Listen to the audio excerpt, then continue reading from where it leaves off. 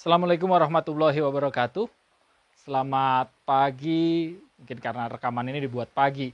Ya, perkenalkan saya Irwan Iskandar. Saya pengajar di program studi Teknik Pertambangan ITB untuk S1, Fakultas Teknik Pertambangan dan Perminyakan.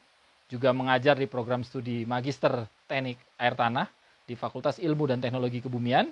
Juga mengajar di program studi Magister S2 Geotermal atau Panas Bumi di Fakultas Teknik Pertambangan dan Perminyakan. Ya, saya di sini bidang keahlian hidrogeologi, hidrogeokimia, dan isotop. Saya akan membawakan materi-materi kuliah mengenai hidrogeologi, sumber daya air tanah, hidrogeokimia, pemodelan air tanah. Selamat menikmati kuliah-kuliah saya.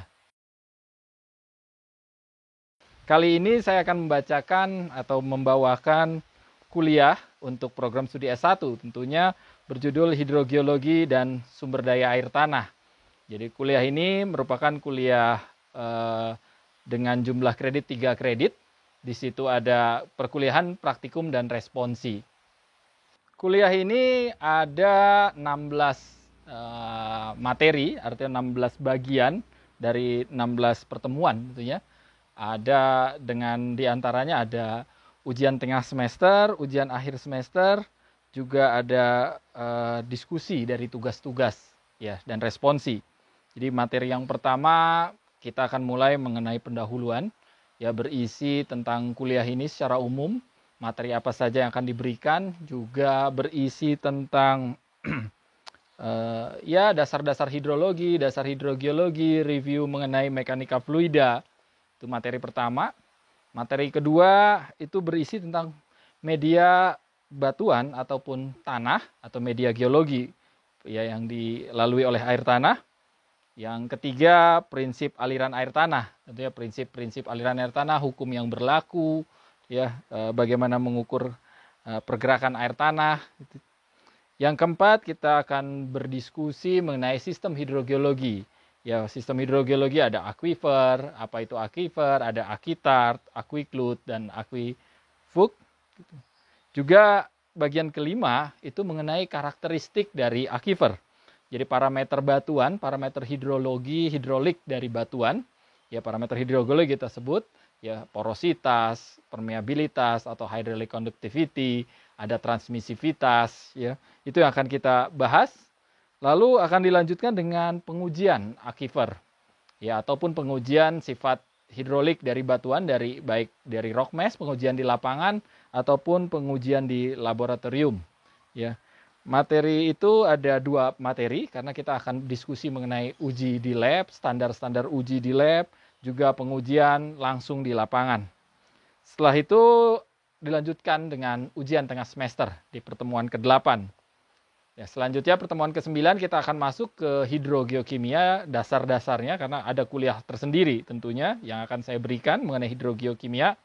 Ya, ini dasar kimia air tanah, komponen apa saja di dalam air tanah.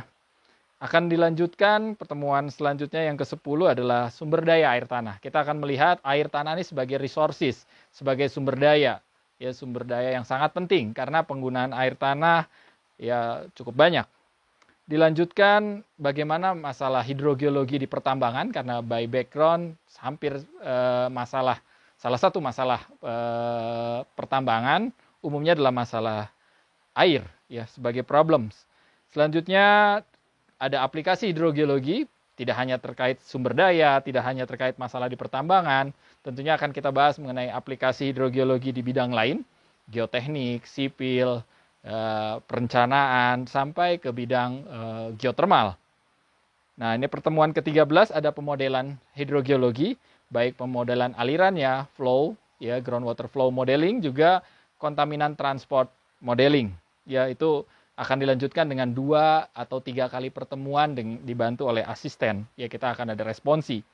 Ya, ada wrap up dari semua pertemuan ya dan diskusi hasil praktikum. Ya, sebagai informasi bahwa kita ada 10 modul praktikum, mulai dari uji infiltrasi, porositas, permeabilitas, pengujian pumping test, ya slug test, ya hingga beberapa praktikum yang lain. Ya. Selanjutnya ada presentasi dari tugas-tugas yang diberikan. dan ujian akhir semester. Mengenai perkuliahan dan penilaian di kuliah ini, itu selain jadi materi perkuliahan akan diberikan daring, seperti ini video yang akan dibagikan. Ya, ada kuliah daring yang bentuknya video, bisa diunduh dan diputar kapan saja. Ada kuliah daring live, ya kita akan gunakan media live, baik dengan Google Teams, Microsoft Teams gitu ya, atau Google Meet, atau dengan Zoom, ataupun aplikasi live lainnya. Selanjutnya ada praktikum. Ya, praktikum ini idealnya diberikan setiap minggu. Tapi kita akan lihat model sementara ini ya di tengah kondisi wabah COVID, ya mungkin praktikum ada di akhir semester. Ya, selain praktikum ada responsi dan asistensi untuk bagian-bagian tertentu, terutama mengenai pemodelan. Ya, pemodelan hidrogeologi kita akan gunakan ya latihan teman-teman menggunakan beberapa perangkat lunak untuk groundwater modeling. Itu kira-kira metode perkuliahan yang akan diberikan di kuliah ini. Mengenai penilaian ada 5 komponen penilaian. Ya, komponen pertama ada kuis. Kuis itu 5%. Ada PR dan tugas itu 5%. Ya, ada juga laporan praktikum. Ini karena ada praktikum. Praktikum itu memiliki bobot 10%. Jadi, tapi walaupun bobot 10%, dia syarat lulus. Nilai praktikum rendah, nggak usah lulus. Ya. Ada ujian tengah semester, mid-test, itu bobot 30%. Ada ujian akhir semester, itu bobot 40%.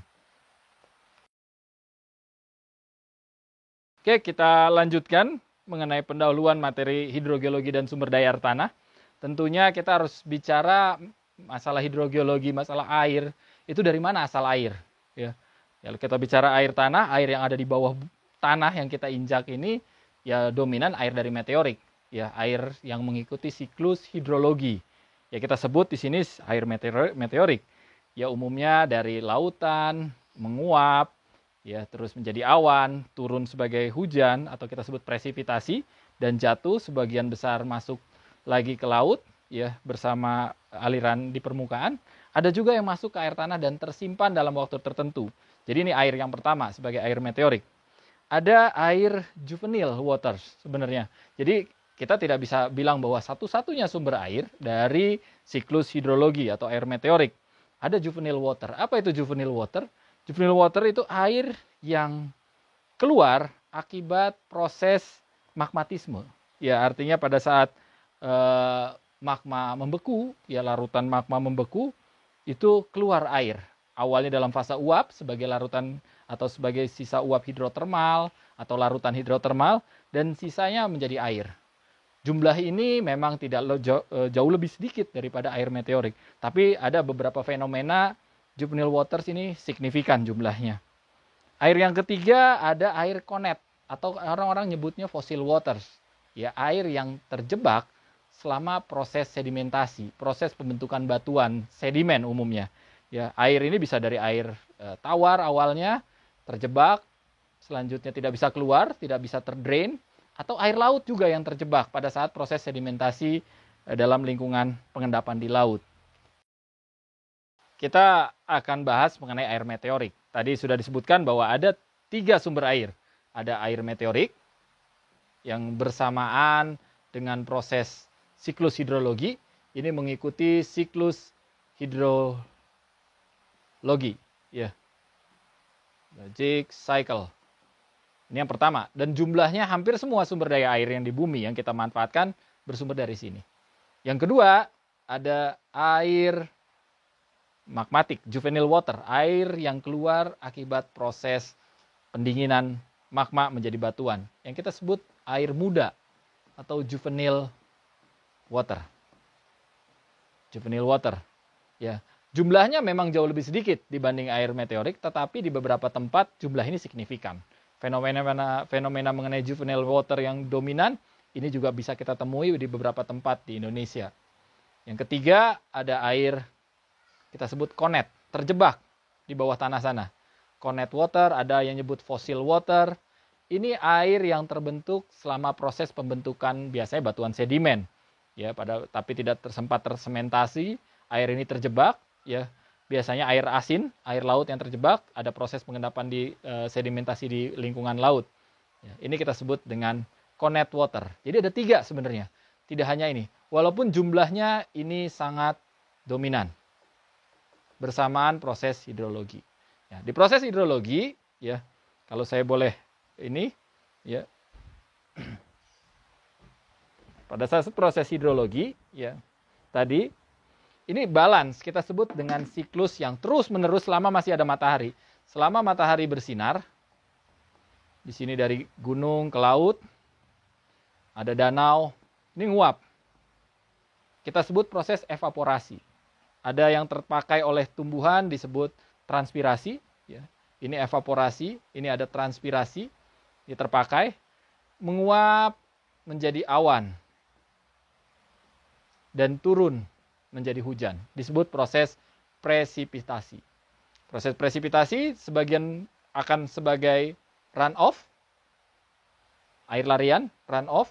Ada lagi yang masuk sebagai infiltrasi, masuk ke dalam batuan melalui celah-celah, rekahan, pori-pori di batuan dan membentuk air tanah. Nah, di sini kita sebut air tanah. Ya.